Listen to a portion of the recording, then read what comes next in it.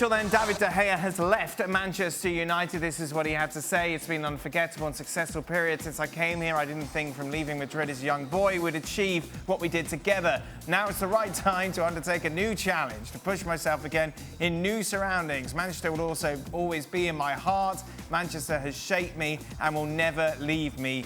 We've seen it all. His record, of course, this year is 4 times Manchester United Player of the Year. Of course, a number of big titles, including the one under strikes with the Premier League before he retired.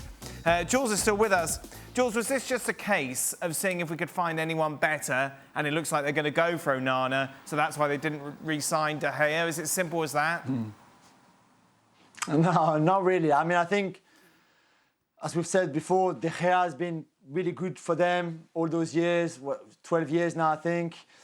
You said 4 times Player of the Year. It's just that with the Ten Hag philosophy and the way Ten Hag wants this team to play, it could not have David de Gea as a goalkeeper. And I'm even amazed that they actually kept him last season and not sold him before the end of his contract. When there was those talks about renewing him, and we went mad saying, why would you renew his contract when the guy clearly doesn't fit the philosophy of the manager? You need a goalkeeper that is almost as good with his feet than he is with his hands, which De Gea wasn't. We saw that against Sevilla in the Champions League. We saw that many times this season. So I think it was the right time to let him go, of course, contract coming to an end. And even if you have to pay 50 million for Onana, who is a better goalkeeper overall, all around, I think you do it. You have to do it. But for me, there was just no future for De Gea at that club, just simply because he doesn't fit what the manager is trying to do at the club. Why would you re-sign him if you're Man United? Because you're Man United.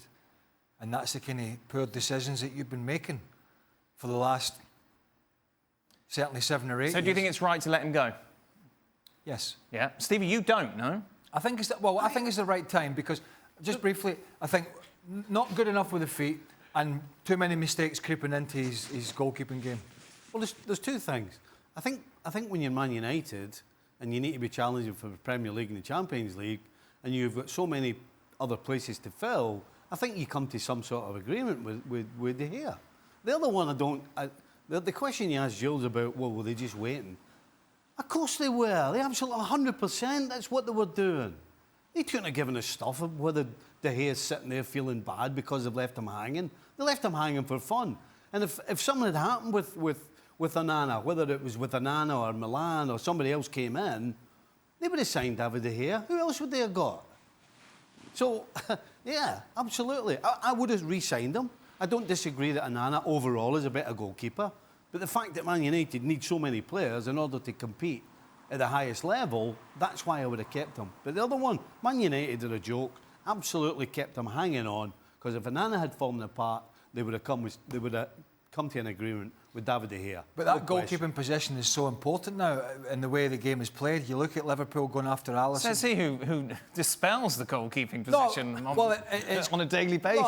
No, I don't. But it's crystal clear. It's crystal clear the 2 positions. I think. Well, you know, they need a top level striker. Mm-hmm. The Mason Mount money's taking a chunk of that away. The possible Onana money's taking the bulk of that away. So that's probably not going to happen.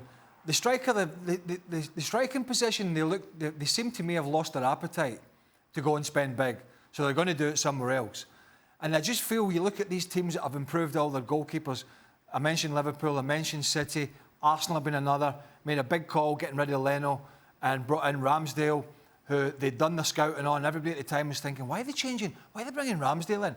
Arsenal don't need that. Arsenal, that was a similar conversation. Yeah. Arsenal need to be doing things in other places.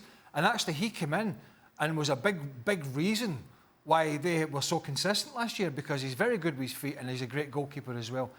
And I just feel with De Gea, as good as he's been, he looks like nervous Neris when the ball comes back to him. That feeds through to the back line. They can't play out from the back. And just as important, when those mistakes are creeping in, and I'm thinking back again to the game in Sevilla with the feet, the FA Cup final with the shinner from Gundogan for the second goal. I think there's just been too many of them. And Erik ten Hag's gone, do you know what? For the salary he wants now, I'm not getting what I want, and we're going to be paying him big bucks, so we're going to move on. But that makes you sound... you're making them sound as if they knew what they were doing. But I think the manager does. You talk about not. I mean, you talk about a club that just doesn't really it can't make a decision. Right.